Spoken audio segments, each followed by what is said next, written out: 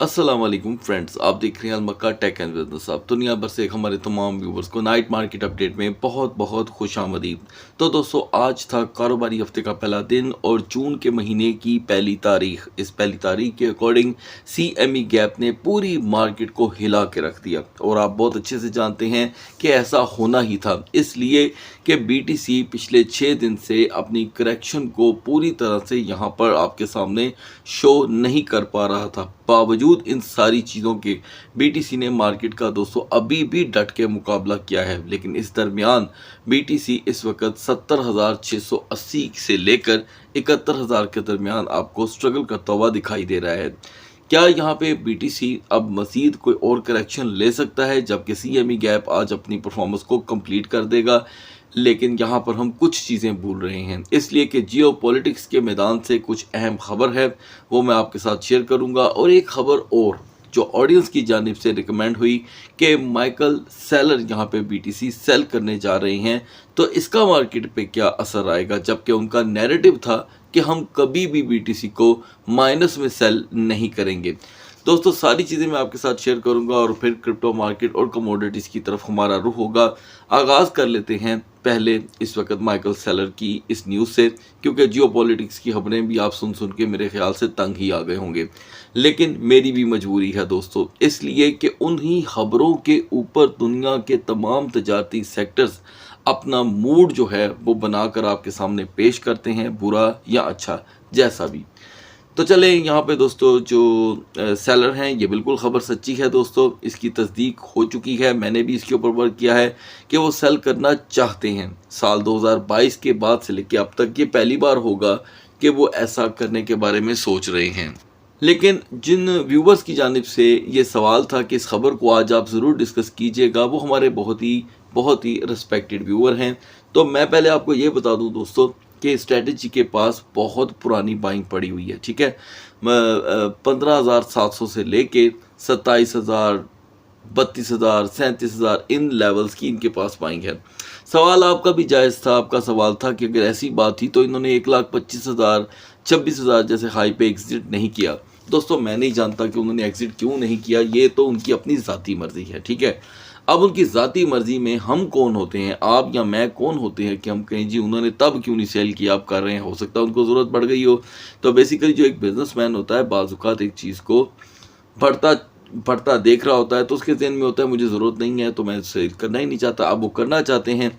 अब आते हैं जल्दी से इसे ख़त्म करते हैं इस खबर को कि क्या मार्केट में इम्पैक्ट आ सकता है। दोस्तों, बिल्कुल आ सकता है, इसलिए कि अगर उनकी बाइंग से फ़र्क आता है तो उनकी सेलिंग से भी आएगा। लेकिन ये याद रखिएगा कि मेरा नहीं ख्याल कि वो कोई बहुत बड़ी तादाद सेल करने के मूड में है। एक आर्टिकल है वो शेयर कर लेते हैं आपसे। स्ट्रेटजी सोल्ड 32 बिटकॉइन मई 26 मई 31 2026। अब ये क्या है दोस्तों, अब बिटकॉइन की कोई तादाद हो तो समझ में आता है। Generating 2.5 million at an average price of 77,135 पर coin, marking one of the firm's only disclosed Bitcoin liquidation since it's begun accumulating in अगस्त 2020। तो दोस्तों, ये कोई इतनी बड़ी एवरेज नहीं है, लेकिन मज़ीद अगर वो ऐड कर लें तो बात ख़राब हो सकती है, क्योंकि उनके पास होल्डिंग बड़े अगले लेवल की है। तो दोस्तों, अब बात कर लेते हैं कुछ जियोपॉलिटिक्स की। जियोपॉलिटिक्स के मैदान से कुछ खबरें अच्छी नहीं हैं, इसलिए कि दोनों जानिब से आज जो हमला हुआ और वो सूरत हाल बिगड़ी, वो सिलसिला इतनी शिद्दत इख्तियार कर गया है कि हमने आज DXY इंडेक्स को भी मूव करते देखा। पेट्रोल जो है इंटरनेशनल प्राइस उसके भी इंक्रीज़ हुए, लेकिन मिडनाइट में आकर के उसके प्राइस यहाँ पे हमें गिरते हुए दिखाई दे रहे हैं। तो अब कहना है दोस्तों यहाँ पर ईरान का कि यहाँ पर सीज़ फायर की जिस तरह की खिलाफ वर्जी हुई है, अब मुमकिन नहीं है कि हम पीस की तरफ जाएं। लेकिन मैं कहूँगा कि ये एक पॉलिटिक्स है, ठीक है, और जियो पॉलिटिक्स के अंदर हर तरह के रास्ते खुले होते हैं। किसी भी जगह पर जा कर के अगर कोई चीज़ सॉर्ट आउट हो जाती है तो यकीन कीजिएगा कोई ये बड़ी बात ना होगी। लिहाजा मार्केटों का सत्यानाश हो रहा है, अप एंड डाउन चल रहा है, वो तो हम देख ही रहे हैं, लेकिन यहाँ पर हैरान कुन बात कोई नहीं है हमारे लिए। इससे पहले दोस्तों कि हम मार्केट में जा कर के तजिया स्टार्ट कर दें करंट कॉइन्स की सूरत हाल का, मैं आपको बताता चलूँ कि WTI क्रूड अभी इस वक्त फॉल कर गया है। हालांकि ऑल डे की बात करें तो 4.41 का इजाफा अभी भी है। ब्रेंट में भी 3.70 का इजाफा मौजूद है। इत्तफाक से आज नेचुरल गैस जो है वो माइनस में है। और ये जो WTI क्रूड है दोस्तों, अब से कुछ 4 घंटे पहले ये $95 फी औंस पे पहुंच चुका था, यानी कि फ़ी बैरल पे, ठीक है जी। तो फ़ी बैरल पे पहुंचने के बाद अब जाके इसके प्राइस जो हैं वो फॉल कर गए हैं। और क्यों कर गए हैं वो इसलिए कि फिर से एक मर्तबा कुछ अरब कंट्री की जानिब से ख़बरें आ रही हैं कि वो इनको फिर एक टेबल पे लाने के बारे में सोच रहे हैं।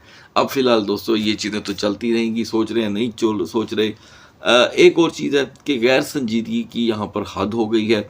अगर यही सूरत हाल रही मज़ीद और मतलब मेरा ख़्याल है कि शायद एक हफ़्ता और, तो फिर शायद मार्केटें इन ख़बरों का असर लेना भी छोड़ देंगी। वो आपने सुना होगा इम्यून हो जाना, ठीक है। तो फिर शायद मार्केट जो है, ये मेरी ज़ाती राय है, ठीक है, और आप इससे पूरी तरह इख्तलाफ कर सकते हैं, लेकिन मैं आपसे ज़रूर जानना चाहूँगा कि क्या आपको नहीं लगता कि इस तरह की हरकतें 45 दिन से ये जो पी स्टॉक की बातें हो रही हैं, ये मार्केट को इम्यून कर देंगी? इन बातों से ज़रूर बताइएगा। बढ़ते हैं मार्केट की तरफ। आज के CME गैप की परफॉर्मेंस के दरमियान हमने दोस्तों एक बड़ी चीज़ यहाँ पर नोट की, और वो थी BTC डोमिनेंस का मुसलसल गिरते रहना। यानी कि 57.20 से गिर के हम 56.70 पे आए हैं।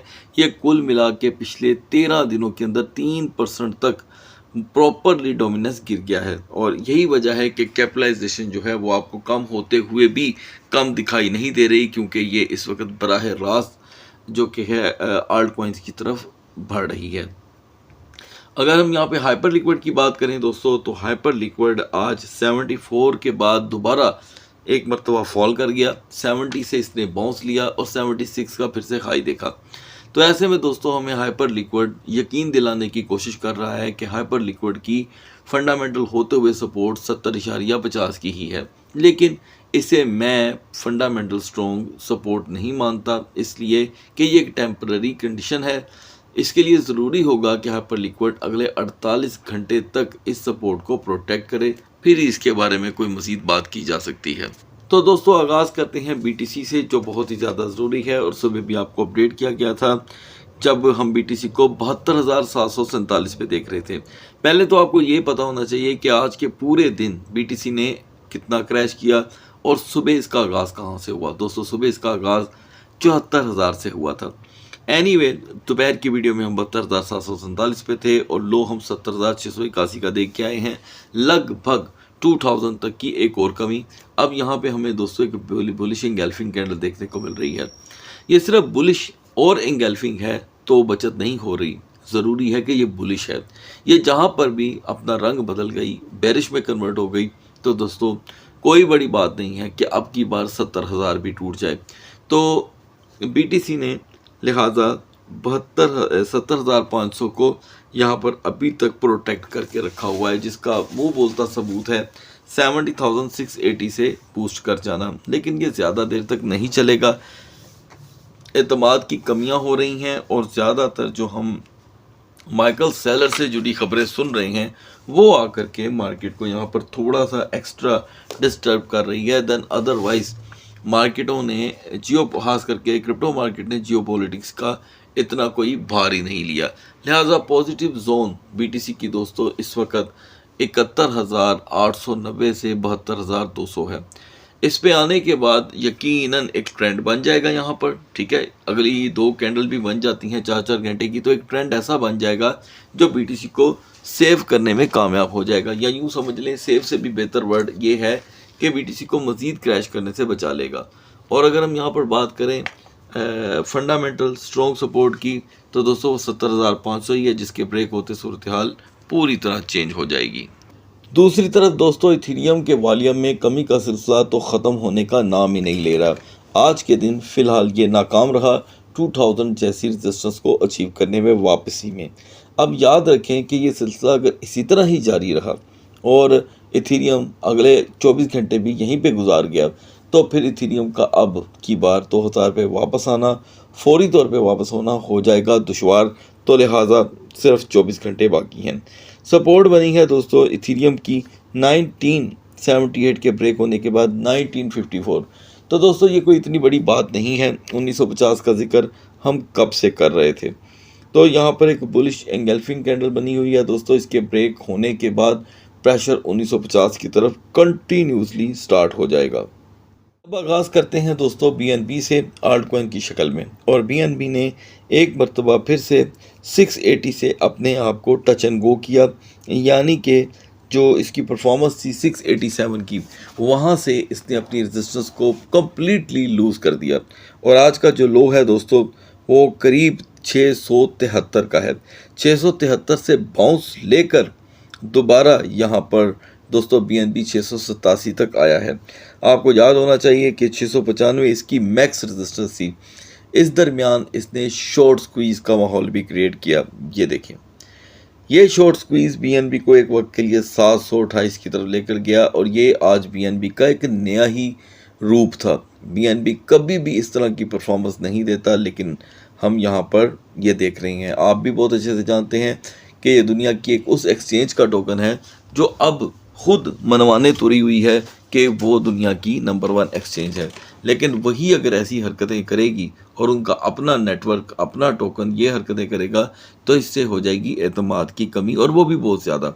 एनीवे, अभी भी यहाँ पर BNB को सामना है 685 की सपोर्ट का, जो बड़ी ही कमज़ोर है, क्योंकि टॉप रेजिस्टेंस के बाद BNB सिर्फ गिर रहा है।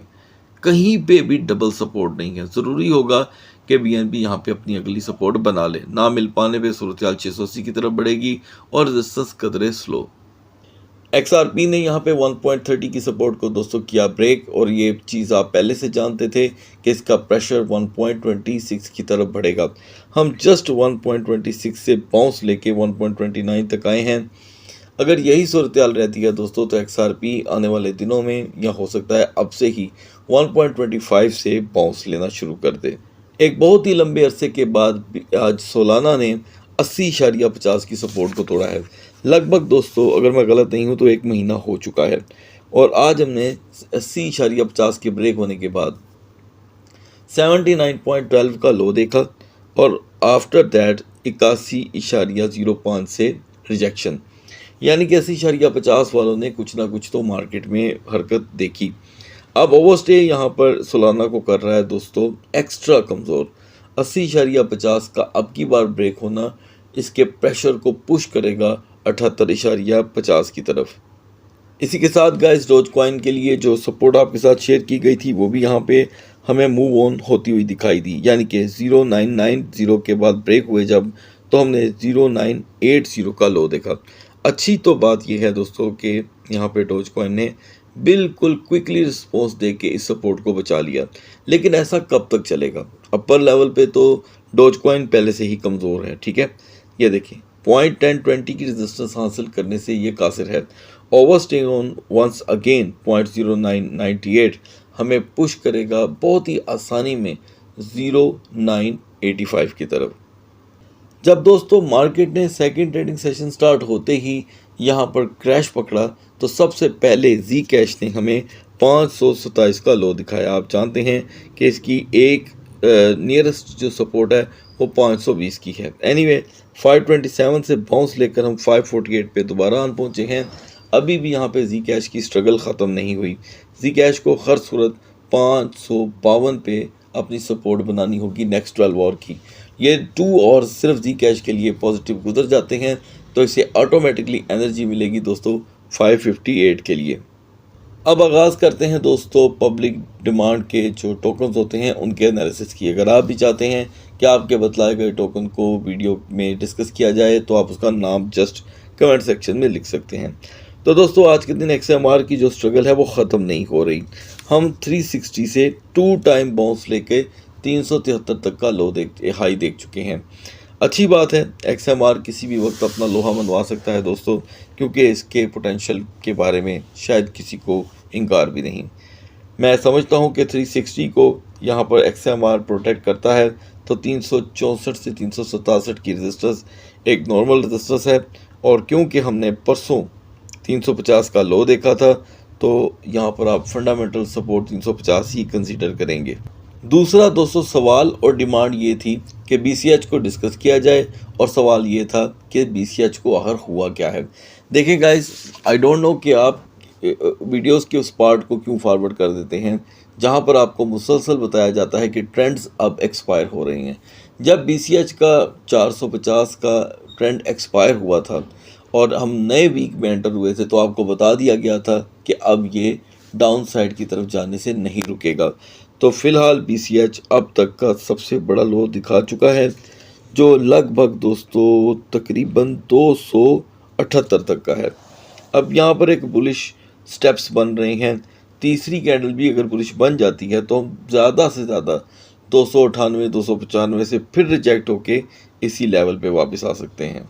लास्ट में हम बात करेंगे दोस्तों XAUT के बारे में, जो सुबह हमारी डिस्कशन के दरमियान 4478 पे रजिस्ट कर रहा था। आपको अपडेट किया गया था कि ये वो लेवल है जिसके रिजेक्ट होने के बाद हम 4450 पे जाएंगे। दोस्तों हमने देखा कि XAUT 4439 से बाउंस लेके अब यहाँ पर आया है वापस 4470 पे। मैं समझता हूँ कि XAUT को भी इस वक्त अपनी हालत पे जो कि है रहम करना चाहिए, क्योंकि टॉप के ऊपर अगर हमें बुलिश रेजिस्टेंस ना मिली तो ऐन मुमकिन है कि अब की बार हम 4450 को भी ब्रेक कर दें और उससे भी बड़ा एक लो आए। इसलिए कि XAUT की टाइमिंग अक्सर यहाँ पर समझ से बाहर होती है परफॉर्मेंस देते वक्त, और सेफ जोन XAUT के लिए अब रही कोई नहीं, लेकिन एक ऐसी जोन है जहाँ पे XAUT जा करके थोड़ी देर के लिए स्टक कर जाता है, और वो है दोस्तों 4490 से 4495। सो गाइस, सुबह तक अल्लाह हाफिज़।